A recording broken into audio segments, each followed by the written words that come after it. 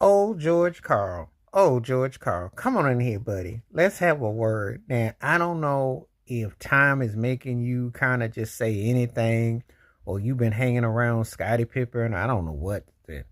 But the latest thing is this cat came out here and said that Shawn Kemp was the MVP of the 96 finals. And miraculous.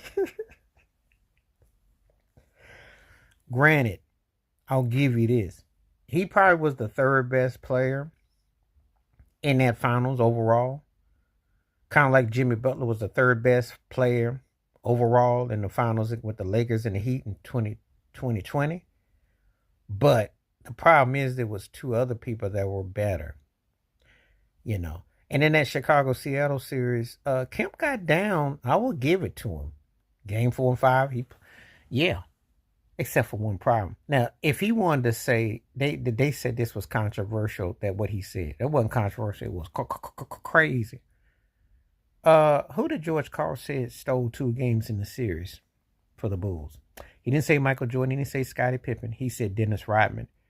If you wanted to give somebody an MVP on what they did, it was Dennis Rodman. As electrifying as Kemp was those 2 games, in those losses, he wasn't.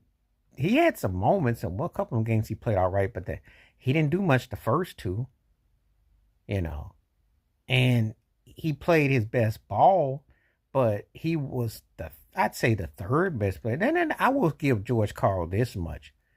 That was probably, in all honesty, aside from game 3, that wasn't your typical Jordan performance in the finals.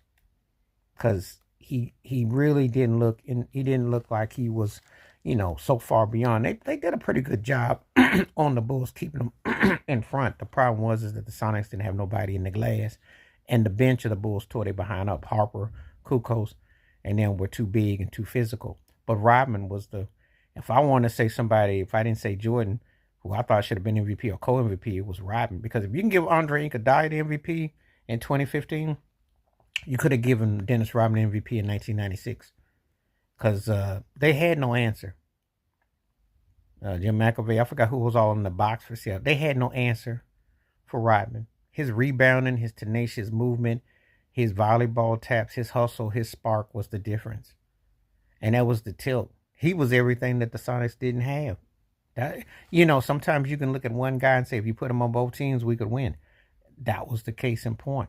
So, but George Karl to come out here and say something so ludicrous is hilarious. I watched that finals. And Kemp had a play like that all 7 games. Who knows? But he didn't.